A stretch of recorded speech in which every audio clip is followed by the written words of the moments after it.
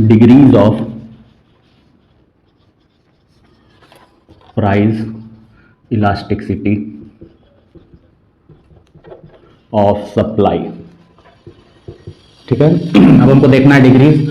तो total demand में भी हम लोग 5 तरह की डिग्रीज देखे थे। ठीक है, इलास्टिसिटी ऑफ सप्लाई या तो 1 होता था, या इनफाइनाइट होता था, या 0 होता था, या लेस देन 1 होता था, या फिर मोर देन 1 होता था। ठीक है, तो यही 5 डिग्री अब हमको सप्लाई में देखनी है। ठीक ठीक है, तो पहला देखते हैं परफेक्टली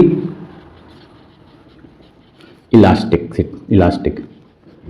परफेक्टली इलास्टिक को ES is equal to infinite भी बोलते हैं। ठीक है, यानी कि इलास्टिसिटी कैसी होगी इसमें, इनफाइनाइट होगी। तो अगर शेड्यूल की बात की जाए, प्राइस है, क्वांटिटी सप्लाई है। प्राइस कितने का था, मान लीजिए 10 रुपए का था, तो क्वांटिटी सप्लाई करते थे 100। प्राइस अभी भी कितने का रहेगा, 10 रुपए का ही रहेगा, लेकिन क्वांटिटी सप्लाई हमारी क्या हो जाएगी, बढ़ जाएगी। यानी कि ये हो जाएगा मान लीजिए 200। ये अभी भी इतना ही रहेगा, ये और बढ़ जाएगी 300। कहने का मतलब परफेक्ट इलास्टिक में, जिसमें ES इक्वल टू इनफाइनाइट रहेगा, उसमें प्राइस में किसी तरह की चेंज नहीं आएगी, लेकिन सप्लाई में चेंज आना ऑटोमेटिक शुरू हो जाएगा। इसका एग्जांपल बता दीजिए सर। तो देखिए एग्जांपल क्या है इसका, मान लीजिए मास्क सैनिटाइजर, तो पहले भी 10 रुपए का मिलता था, तो कंपनी वाले बस 100 बना पाते थे, 100 बेच पाते थे मार्केट में। अचानक से कोविड आ गया, अभी भी प्राइस 10 ही रुपए का है, लेकिन क्वांटिटी सप्लाई धड़ल्ले से क्या होना शुरू हो जा रही है, बढ़ना शुरू हो जा रही है। ठीक है, तो सेम प्राइस लेवल पे ही सप्लाई क्या करता है, सप्लायर बढ़ाना शुरू कर देता है। ठीक है, इसका अगर हमको कर्व ड्रॉ करना हो तो कैसा बनेगा,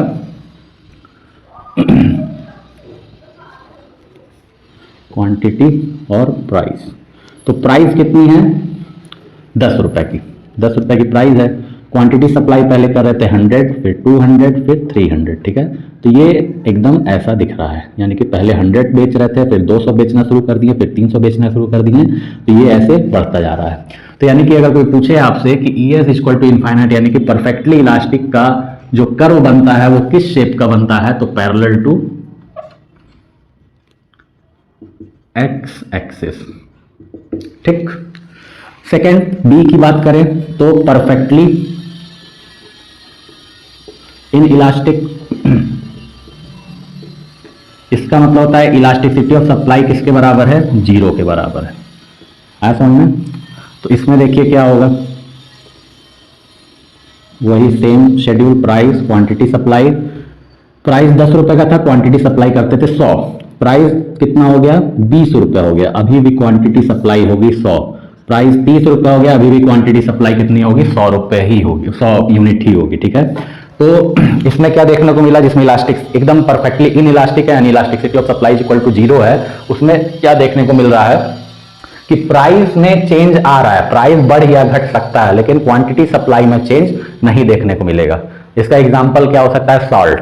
जैसे कि मान लीजिए नमक 10 रुपए का अगर मिल रहा है, तो हम 1 पैकेट ले आते हैं, चाहे हम 1 पैकेट 10 पैकेट बेचते हैं।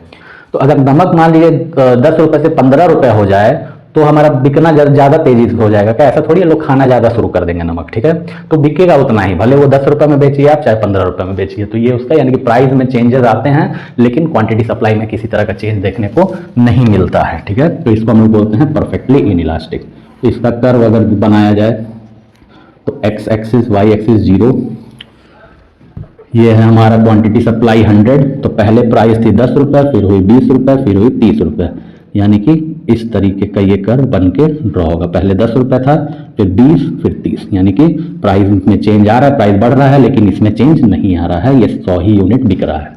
ऐसा में दोनों कर्व, तो ये कर्व किसके पैरेलल दिख रहा है, वाई के। यानी कि अगर कोई बोले कि ES इक्वल टू 0, यानी कि परफेक्टली इन इलास्टिक का कर्व कैसा बनता है, तो कैसा बनता है वो, पैरेलल टू वाई एक्सिस। तो पैरेलल टू वाई एक्सिस, ये हो गया। सी, इसमें देखते हैं यूनिटरी इलास्टिक, यानी कि और इसको यूनिट इलास्टिक भी बोला जाता है। ES equal to 1। तो इसमें क्या होता है, इसमें देखिए जितने परसेंट से प्राइस में चेंज आएगा, सेम उसी परसेंट से किसमें भी चेंज आएगा, सप्लाई में भी चेंज देखने को मिलेगा। प्राइस 10 रुपया था, तो क्वांटिटी सप्लाई होता था 100। प्राइस 20 हुआ, क्वांटिटी सप्लाई कितना हो गया, 200। प्राइस 30 हुआ, क्वांटिटी सप्लाई हो गई 300। यानी कि इन दोनों की बात करें तो कितना बढ़ा, तो 200 माइनस 100 यानी कि 100 से सप्लाई बढ़ी है, और ये कितना बढ़ा, 10 से प्राइस भी बढ़ा है, यानी कि प्राइस भी दुगना हो गया तो इसका ये भी दुगना हो गया, यानी कि दोनों चीजें बढ़ रही हैं, और कितने परसेंट से बढ़ रही हैं, 100% से बढ़ रही हैं। ठीक है, तो यानी कि जितने परसेंट से प्राइस में चेंज आएगा, सेम उतने ही परसेंट से किसमें, क्वांटिटी सप्लाई में भी चेंज आएगा। तो वो कैसी इलास्टिसिटी बोली जाती है, यूनिटरी इलास्टिसिटी या फिर यूनिट इलास्टिसिटी उसको बोला जाता है। उस केस में ईएस का आंसर यानी इलास्टिसिटी ऑफ सप्लाई का आंसर आपको कितना देखने को मिलेगा, 1 देखने को मिलेगा। ठीक है, तो इसका कर्व अगर ड्रॉ किया जाए, एक्स एक्सिस वाई 0 क्वांटिटी और प्राइस। ठीक है, तो 10 20 30 100 200 300, तो यानी कि जब 10 था तो 100 बेचते थे, जब 20 हुआ तो इतना बेचने लगे। ठीक है, 20 हुआ तो 200, 30 हुआ तो 300। ठीक, तो एकदम देखिए, एकदम स्ट्रेट इस तरह से अपवर्ड शेप में हमारा सप्लाई कर्व जा रहा है। ये कौन सा कर्व है, ये सप्लाई कर्व है। ठीक है, तो ये कोई शेप नहीं बोलेंगे, बस ये कॉन्स्टेंटली बढ़ता रहेगा, जैसे जैसे प्राइस में चेंज आएगा उसी सेम परसेंट से सप्लाई में भी चेंज आता रहेगा। तो इसको बोल सकते हैं हम अपवर्ड स्लोपिंग सप्लाई कर्व। ठीक ठीक सर। इसके बाद अब हम आएंगे डी वाले पे। तो डी क्या है, इलास्टिक और मोर देन इलास्टिक, यानी कि इसमें इलास्टिसिटी ऑफ सप्लाई ज्यादा होती है किससे, 1 से। आया समझ में? तो इसको या तो इलास्टिक बोलते हैं या फिर मोर देन इलास्टिक बोलते हैं। तो इसमें सर क्या है, तो इसका शेड्यूल देखिए, ये हमारी प्राइस है और ये हमारी क्वांटिटी सप्लाई है। प्राइस पहले 10 था तो क्वांटिटी सप्लाई करते थे 100, प्राइस कितना हो गया, मान लीजिए 10 से 12 हो गया, लेकिन क्वांटिटी सप्लाई हो जा रही है आपकी डायरेक्ट 400, यानी कि स्लाइट चेंज इन प्राइस की वजह से क्वांटिटी सप्लाई में बहुत ज़्यादा चेंज देखने को मिलता है। तो उसी को हम लोग क्या बोलते हैं, मोर देन इलास्टिक या फिर इलास्टिक। ठीक है, प्राइस में देखिए कितने परसेंट से चेंज आया, 10 का 12 हो यानी 2 का चेंज, यानी कि 20% से चेंज आया, और इसमें कितने परसेंट से चेंज आ गया, 100 से 400 यानी कि 300% से बढ़ गया, यानी कि इसमें 300% का चेंज आ गया। तो 20% से प्राइस बढ़ने की वजह से 300% से सप्लाई बढ़ जा रही है, यानी कि इसको हम कौन सा इलास्टिसिटी बोलेंगे, मोर देन इलास्टिक इसको बोला जाएगा। ठीक है, इसका कर्व अगर देखा जाए, x axis y axis 0 quantity price, पहले 10 था, चाहे 2 का, चाहे प्ले लीजिए 3 का 3 6 9 12, ये हो जाएगा 100 200 300 400। तो पहले 10 था तो 9 1 10, तो क्वांटिटी सप्लाई होती थी 100 की। ठीक, उसके बाद से 12 हुआ तो 12 पे क्वांटिटी सप्लाई हो गई कितनी, 400 की। ये जो कर्व दिया है इसका डिफरेंस थोड़ा ज़्यादा ले लिए हैं, लेकिन कोई दिक्कत नहीं है। तो ये देखिए, इस पॉइंट से अगर इस पॉइंट का लाइन खींचा जाए तो ऐसा कुछ दिखेगा, यानी कि सप्लाई कर्व हमारी इस तरह से बनेगी। कोई दिक्कत? तो ये जो शेप बन रहा है, ये कैसा शेप बन रहा है, फ्लैटर। इस शेप को क्या बोलते हैं, फ्लैटर। तो अगर कोई पूछे कि मोर देन इलास्टिक का शेप कैसा बनता है, तो फ्लैटर शेप का बनता है। ठीक, और लास्ट हमारा पांचवा इन इलास्टिक और less than elastic, ES is less than 1।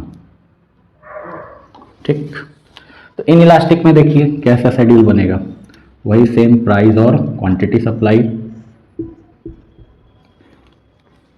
तो प्राइस 10 रुपए था तो क्वांटिटी सप्लाई होती थी 100, प्राइस अब हो गया 50 रुपए, लेकिन क्वांटिटी सप्लाई हो रही है बस 200, यानी कि प्राइस देखिए कितने परसेंट से बढ़ा, 50 माइनस 10 यानी 40, यानी कि 400% से बढ़ गया प्राइस हमारा। और ये कितने परसेंट से बस बढ़ा, दुगना हो, यानी कि 100% से बस बढ़ा। ठीक है, तो यानी प्राइस में ज्यादा चेंज आने की वजह से slight change in quantity supply हो अगर, तो उसको हम लोग बोलते हैं इन इलास्टिक या फिर लेस देन इलास्टिक। अगर इसका कर्व ड्रॉ करना हो तो ये हो जाएगा हमारा y axis, x axis 0 quantity price, तो प्राइस 10 20 30 40 एंड 50 ये है, ये हो जाएगा मेरा 100 200। तो प्राइस पहले 10 था तो 100 बेचते थे, प्राइस अब 50 हो गया तो 200 बेचने लगे। यानी कि सप्लाई कर्व जो है कुछ इस तरीके का ड्रॉ होगा इन दोनों को अगर हम जोड़े तो, ठीक, सप्लाई कर्व। तो ये शेप कैसा बन रहा है, एकदम उठा हुआ। इस शेप को हम लोग बोलते हैं स्टीपर, ठीक है। तो अगर प्राइस में ज़्यादा चेंज होने की वजह से सप्लाई में थोड़ा चेंज हो रहा है, चलिए एक बार फिर से देख लेते हैं पूरा रिवीजन। तो ये 5 डिग्रीज हैं टोटल, ठीक है। तो परफेक्टली इलास्टिक कब होगा, जब प्राइस में चेंज ही ना आए लेकिन सप्लाई में धड़ल्ले से चेंज आना शुरू हो जाए, ठीक है। तो उसको बोलते हैं हम लोग प्राइस परफेक्टली इलास्टिक, इसमें parallel to x axis curve बनता है, ठीक है। दूसरा परफेक्टली इन इलास्टिक की बात की जाए तो इसमें प्राइस में चेंज आते जा रहा है लेकिन क्वांटिटी सप्लाई उतनी की उतनी ही है, ठीक है। तो इसमें कर्व कैसा शेप लेता है, पैरेलल टू वाई एक्सिस। उसके बाद से यूनिटरी इलास्टिक की बात की जाए तो जितने परसेंट से प्राइस बढ़ेगा सेम उतने ही परसेंट से सप्लाई भी बढ़ेगी, यानी कि जितना परसेंट से चेंज प्राइस में आएगा सेम उतने ही परसेंट से जो है चेंज सप्लाई में भी आएगी। तो उसको यूनिटरी इलास्टिक या फिर यूनिट इलास्टिक बोला जाता है। इसमें कर्व कैसा अपवर्ड स्लोपिंग सप्लाई कर्व बनता है, ठीक है। उसके बाद से पॉइंट नंबर डी की बात की जाए मोर देन इलास्टिक की, तो इसमें प्राइस में स्लाइट चेंज आने की वजह से सप्लाई में बहुत ज्यादा चेंज देखने को मिलता है, तो इसको हम लोग बोलते हैं मोर देन इलास्टिक या फिर इलास्टिक। इसमें elasticity of supply more than 1 होती है और इसका शेप कैसा बनता है, कर्व का फ्लैटर, ठीक है। उसके लास्ट इन इलास्टिक और लेस देन इलास्टिक की बात की जाए तो इसमें प्राइस में बहुत ज़्यादा चेंज आता है लेकिन सप्लाई में उस हिसाब से उस परसेंट से चेंज नहीं देखने को मिलता है, यानी कि सप्लाई में कम चेंज आता है, तो उसको हम लोग लेस देन इलास्टिक या फिर इन इलास्टिक बोलते हैं। इसमें इलास्टिसिटी ऑफ सप्लाई जो है वो लेस देन 1 होती है। इसका कर्व जो बनता है वो किस शेप का बनता है, स्टीपर शेप का बनता है। समझ में, तो ये 5 डिग्रीज है हमारी प्राइस इलास्टिसिटी की। अब जो भी न्यूमेरिकल क्वेश्चंस हम लोग लगाएंगे आगे, जो भी सॉल्व करेंगे उसमें या तो 1 आया, तो इलास्टिसिटी की वैल्यू अगर 1 आएगी तो उसमें हम लोग लिखेंगे कि कौन सा इलास्टिक है, वो यूनिटरी इलास्टिक है। अगर लेस देन 1 आ रहा है आंसर हमारा, तो लेस देन 1 मतलब कि लेस देन इलास्टिक है, यानी कि ES जो है वो लेस देन 1 है। अगर 1 से ज्यादा आया हमारा आंसर तो क्या हो जाएगा, वो मोर देन इलास्टिक हो जाएगा, ठीक है। अगर इनफाइनाइट आ रहा है तो परफेक्टली इलास्टिक होगा, अगर 0 आ रहा है तो परफेक्टली इन इलास्टिक होगा, ठीक है। तो अगर इन सारे कर्व को अगर एक फिगर में हमको देखना हो, एक उसमें, तो एक्स एक्सिस वाई एक्सिस 0,